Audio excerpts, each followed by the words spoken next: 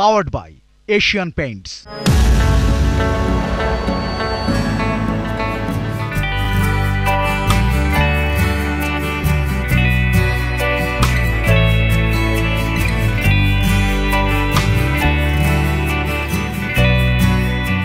জায়গাটা খুবই ছোট ছিল। অফিস স্পেস হিসেবে জায়গাটা আসলে আমাদের কাছে শুরুতেই মনে হয়েছিল যে আর একটু বড় হতে পারলে ভালো হতো, বাট এই জায়গার মধ্যে আমরা কালার এবং স্পেসগুলোকে ভালোভাবে ব্যালেন্স করে জিনিসটাকে একটা সুন্দর একটা স্পেস আমরা ডিজাইন করতে পেরেছিলাম।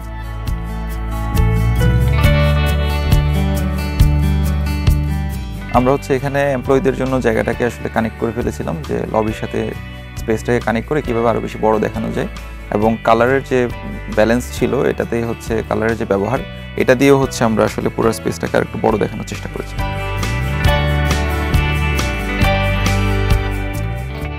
ঢাকা শহরের ক্ষেত্রে যে কোনো নতুন উদ্যোক্তা কিংবা স্টার্টআপ কোম্পানির একটা বড় চ্যালেঞ্জ হয়ে দাঁড়ায় তাদের অফিস স্পেস ম্যানেজ করা, কারণ আমরা এখানে দেখে থাকি কমার্শিয়াল অফিস স্পেসের ভাড়া অনেক বেশি।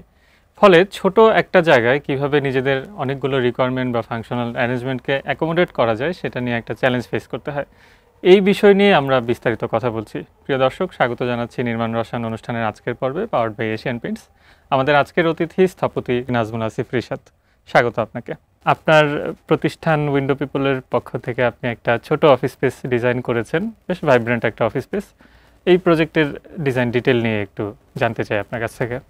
আচ্ছা, শুরুতে বলি, এই বিল্ডিংটা অ্যাকচুয়ালি একটা পুরনো একটা বিল্ডিং। তো এখানে এটা আসলে একটা কমার্শিয়াল বিল্ডিংয়ের জন্য ডিজাইন করা ছিল না, বেশ পুরনো। তো এটার যিনি ওনার, উনি পরে চেয়েছেন যে এটা একটা ওনার পার্সোনাল অফিস হিসেবে এটা রান করানোর জন্য। তো এটা করতে গিয়ে আসলে আমরা বেশ কিছু চ্যালেঞ্জ ফেস করেছিলাম আর কি। যেমন এটা তো আসলে একটা বাসাবাড়ির জন্য করা ছিল, এটা তো অফিসের জন্য করা ছিল না। তো সেক্ষেত্রে এটাকে যে একটু নতুন করে কনভার্ট করা, প্লাস ফাংশন ওয়াইজ এটার যে নতুন যে ফাংশনগুলো আসছে আগের ফাংশনের সাথে এই নতুন ফাংশনের স্পেসগুলো লোকেট করাটা এটা একটু চ্যালেঞ্জিং ছিল। আর দ্বিতীয় চ্যালেঞ্জ এখানে যে রিকোয়ারমেন্টটা চাওয়া হয়েছে, স্পেস আসলে পর্যাপ্ত ছিল না। তো এখানে আমরা এই চ্যালেঞ্জটাকে আসলে সামনে নিয়ে আমাদের আগাতে হয়েছে আর কি। সো আমাদের মূল টার্গেটই ছিল এই অল্প স্পেস হলেও জায়গাটা যাতে একটু ভাইব্রেন্ট থাকে, একটু কালারফুল থাকে, যারা এখানে কাজ করবেন ওনারা যেন খুব আনন্দের মধ্যে থাকে, এরকম একটা আমরা কালার নিয়ে কাজ করেছি। ছোট জায়গাকে খোলামেলা বা প্রশস্ত হিসেবে তৈরি করার উপায় কি? ছোট জায়গা আসলে বিষয়টা তো আসলে পার্সপেক্টিভের উপর, যে একটা মানুষের আসলে থাকার জন্য, বসে থাকার জন্য বলি বা হাঁটা চলার জন্য কতটুকু জায়গা লাগে, কিন্তু পুরো বিষয়টা আমি আসলে কতটুকু ফিল করছি। হ্যাঁ, পুরো ব্যাপারটা অনেক বেশি সাইকোলজিক্যাল। সো এইখানে আসলে আমাদের কাজ করতে হয় সাইকোলজির জায়গা থেকে। এই জায়গায় কালারের ইম্প্যাক্ট আছে, তারপর হাইটের ইম্প্যাক্ট আছে, সব কিছুই মিলেই আসলে আমি কেমন ফিল করছি, জায়গাটা কি আমার বড় লাগছে না ছোট লাগছে। অনেক বড় স্পেস অনেক সময় ছোট লাগে, অনেক ছোট স্পেস অনেক সময় অনেক বড় লাগে। এটা ডিপেন্ড করে আমি কিভাবে জায়গাটাকে ব্যবহার করছি। উদাহরণস্বরূপ আমি আপনাকে বলি, যেমন আমি একটা জায়গার হাইট অনেক কম রাখছি, কিন্তু আমি হরিজন্টালি অনেক বড় রাখছি।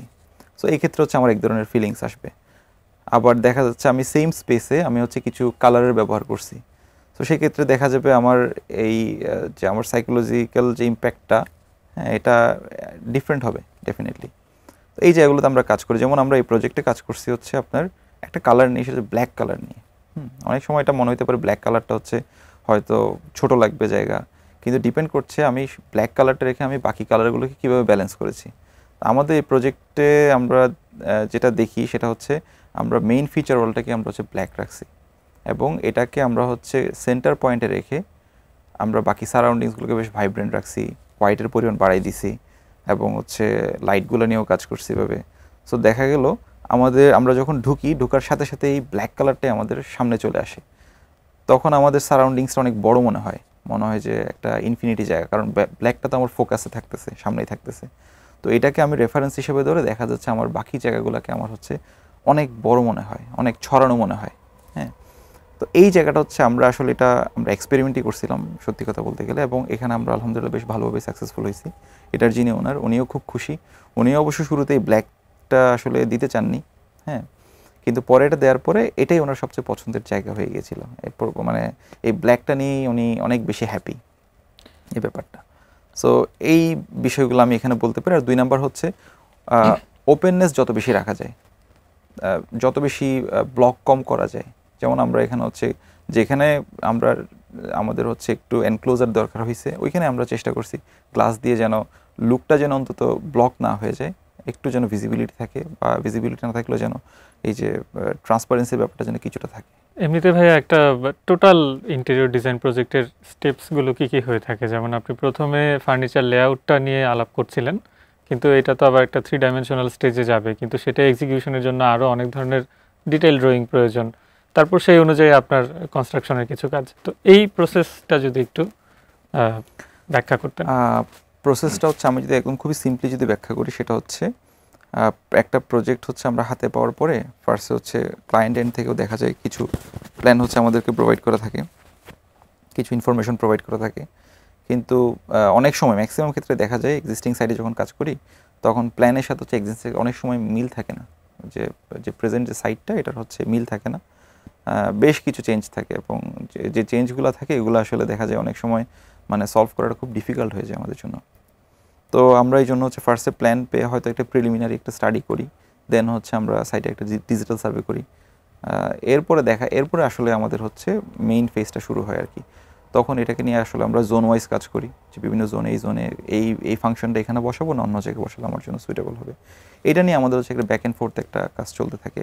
ইন দ্য মিন টাইম হচ্ছে ক্লায়েন্টের সাথে আমাদের অনেকবার কথাবার্তা হয়, ওনারও হচ্ছে একটা ওপিনিয়ন নিয়ে আমরা সবসময় ওনার চাওয়াটা কি, উনি কোন জায়গায় হচ্ছে ওনার কাছে অসুবিধা লাগছে, ওইটা নিয়ে আমরা কাজ করি, ওনার সাথে কথা বলি বারবার।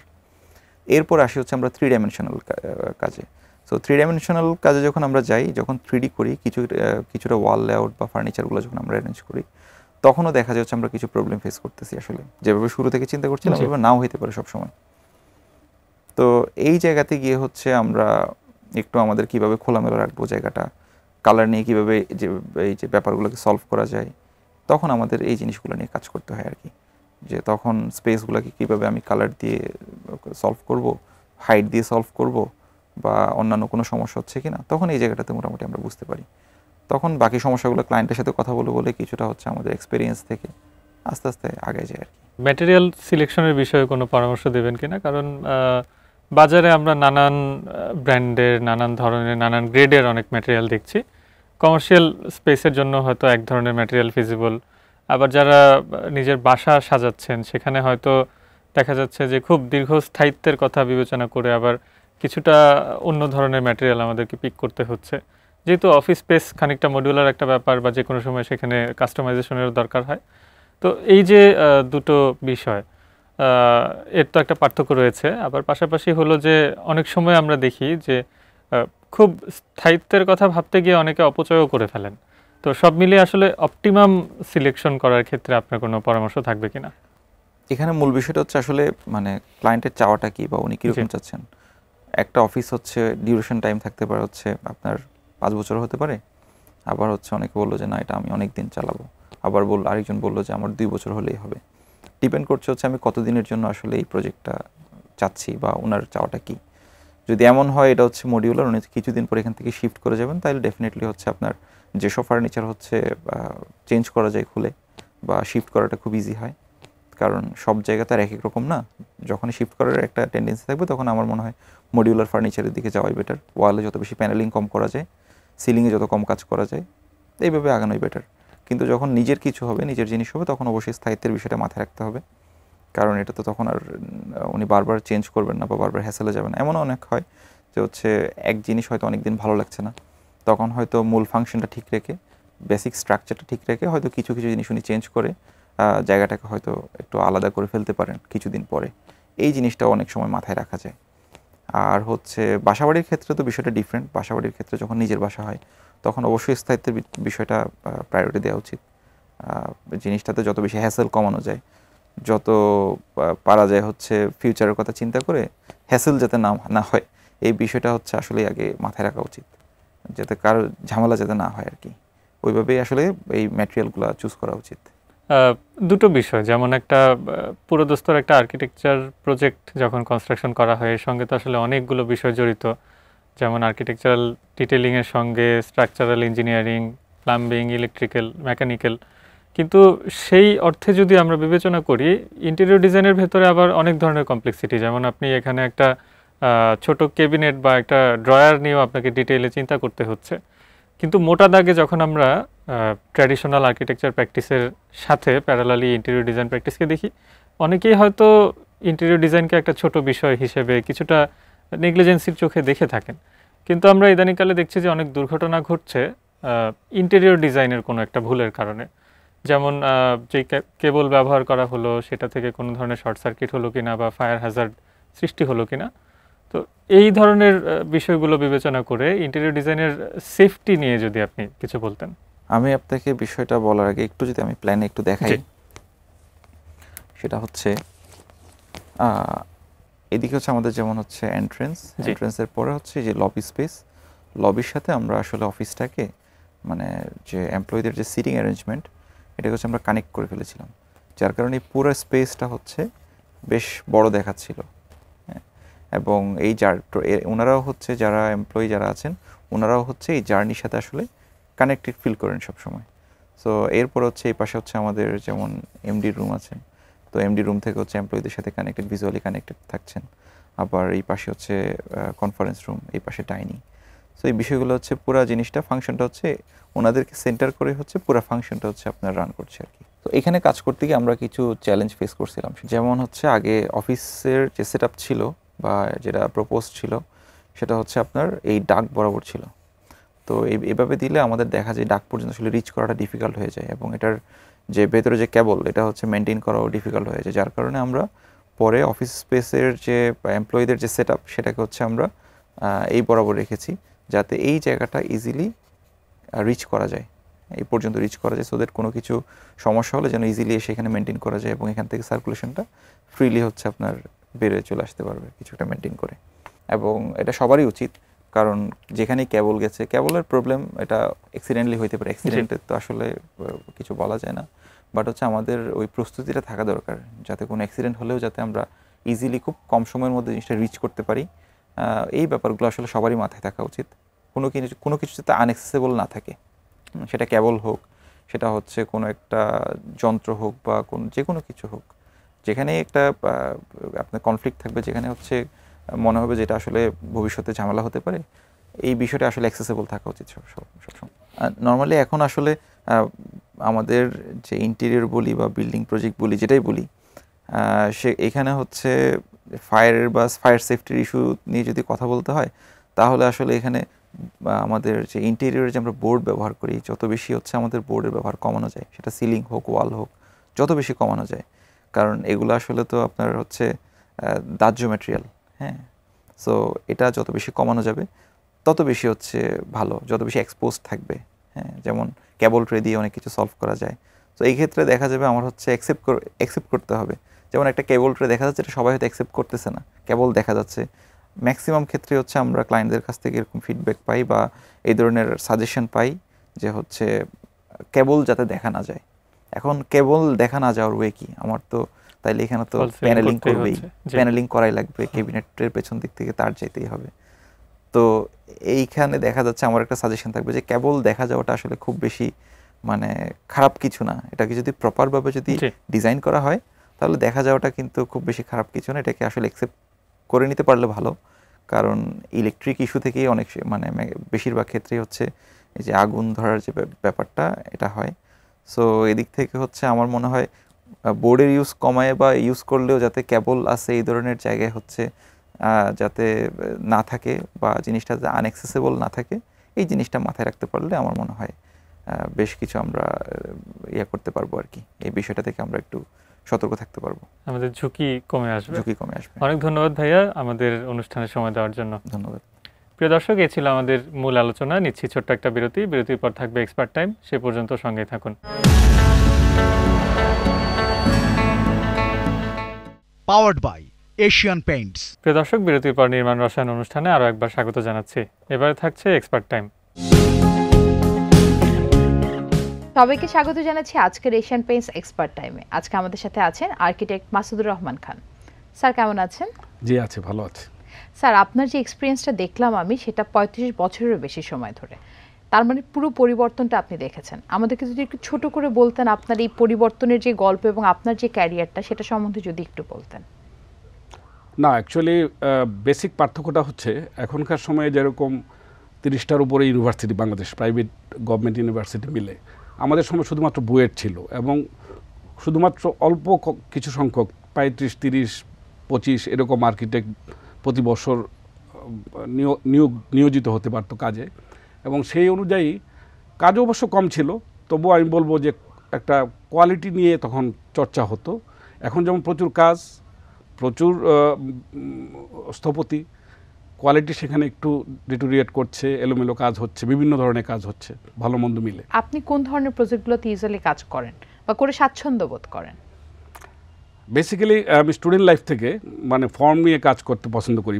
এক্সটেরিয়রটাই প্রথমে ভাবি যে প্রতিটা বিল্ডিংয়ের একটা নেচার থাকে, মানে তাদের একটা আলাদা বৈশিষ্ট্য থাকে, সেটা আমার মাথায় প্রথমেই আসে এবং সেটা দেখতে কেমন হবে সেটাই প্রথম ভাবনা। তারপরে এটার ফাংশনাল রিকোয়ারমেন্টগুলোকে মানে কম্পোজিট করা বা সাজানো, সেই জিনিসটা আমরা করে থাকি। এবং সেই বিবেচনায় সাধারণত আমার কাজের ক্ষেত্রে যেগুলো পাবলিক ওরিয়েন্টেড বিল্ডিং, যেগুলোর একটা ল্যান্ডমার্ক বোধ আছে, মানে অর্থাৎ বাইরে থেকে মানুষ যাতে এটা ফিল করতে পারে জিনিসটা, এবং এটার মধ্যে একটা মনুমেন্টালিজম আছে।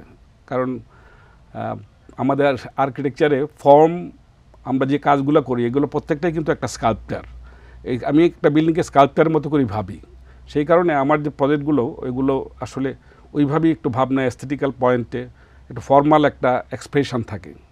যেমন ধরেন আমার কিছু বিল্ডিং আছে এখানে, যেমন পাবলিক হেলথ ইঞ্জিনিয়ারিং একটা বিল্ডিং, এটা আমার প্রথম একেবারে সেই 90 সালে করা কাজ, 90 সালের আগে, বেশ আগের কাজ। আজ হ্যাঁ হ্যাঁ হ্যাঁ। তা এটা আস্তে আস্তে কমপ্লিট হয়েছে অবশ্য, কিন্তু যেরকমটা আমার ফিনিশিং ছিল, প্রয়োজন ছিল, সেই ফিনিশিংটা কিন্তু করেনি ওরা, মানে আচ্ছা, এক্সটেরিয়র ফিনিশিং। তার মানে যেটা বুঝলাম যে আপনার কাজের মধ্যে অনেক বেশি ইম্পর্টেন্ট পার্ট হচ্ছে ফিনিশটা কেমন আসছে, সেটা আপনার জন্য ম্যাটার এক্স্যাক্টলি করে। বিল্ডিং এর ফর্ম ফাংশন বুঝে, বিল্ডিং এর রকম ভেদ বুঝে, যে আমরা যে মেটেরিয়ালগুলো ইউজ করি সেই মেটেরিয়ালগুলোর যে এক্সপ্রেশন, সেই অনুযায়ী এটার উপরে আমি পেইন্ট বলি না, এটাকে বলি কোটিং, মানে অর্থাৎ এটার উপর একটা আস্তরণ দেওয়া উচিত এবং এটার একটা কালার আসবে এবং এটার একটা স্থায়িত্ব বৃদ্ধি পাবে। এখন রঙের প্রচলনের কি অবস্থা, আর অ্যাডভান্স টেকনোলজি রং কি কোনোভাবে হেল্প করছে কিনা? প্রতিটা বিল্ডিংয়েরই বা প্রজেক্টেরই একটা নেচার থাকে, সেই নেচার অনুযায়ী আমরা মেটেরিয়াল ইউজ করি এবং সেই মেটেরিয়াল অনুযায়ী আমাদের কোটিংটা ইউজ করি, মেটেরিয়ালের ডিমান্ড অনুযায়ী। যেমন ধরেন প্লাস্টার বিল্ডিং যেটা আমাদের প্রচলিত আছে এবং সমধিকভাবে আমাদের বাংলাদেশে আছে, সেই সব ভবনে পেইন্টিংটাই কার্যকরী, এবং সেটা যদি গুণগত মান যদি ভালো হয়, সেটা অবশ্যই বিল্ডিংকে অনেক স্থায়িত্ব বাড়িয়ে দেবে এবং প্রোটেকশন করবে এবং এস্থেটিক্যালিও ভালো হবে। যেমন রিসেন্টলি আমার একটা প্রজেক্ট আমি প্লাস্টার দিয়ে করেছি ময়মনসিংহ শহরের, এশিয়ান পেইন্টসের Ultima protect shine polyurethane based. এই যে পেইন্টটা, এটা আমি ব্যবহার করেছি। এই পেইন্টটা আমি এখন পর্যন্ত যা দেখেছি ভালো, এবং আপনারা যে ওয়ারেন্টিটা দেন 10 বছরের এইটার ব্যাপারে, এবং এটা আমি দেখেছি যে আপনাদের জেনুইনলি দেন এবং ইতিপূর্বে আমার এই অভিজ্ঞতা রয়েছে।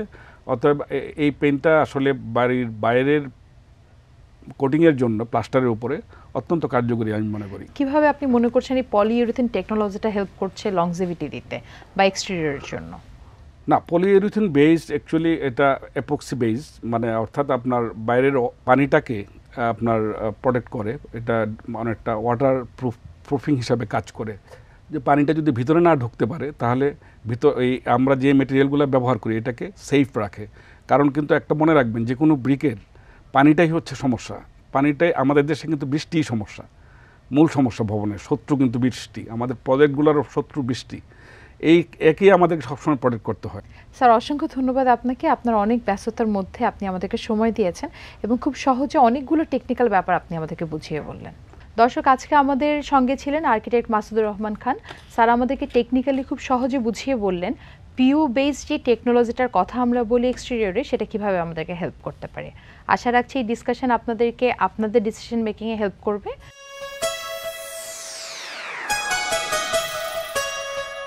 এই ছিল আমাদের আজকের অনুষ্ঠান। আপনার যদি কোনো প্রশ্ন, মতামত বা পরামর্শ থেকে থাকে জানাতে পারেন স্ক্রিনে দেখানো ইমেল ঠিকানার মাধ্যমে। ভালো থাকুন, সুস্থ থাকুন, এটিএন নিউজের সঙ্গে থাকুন।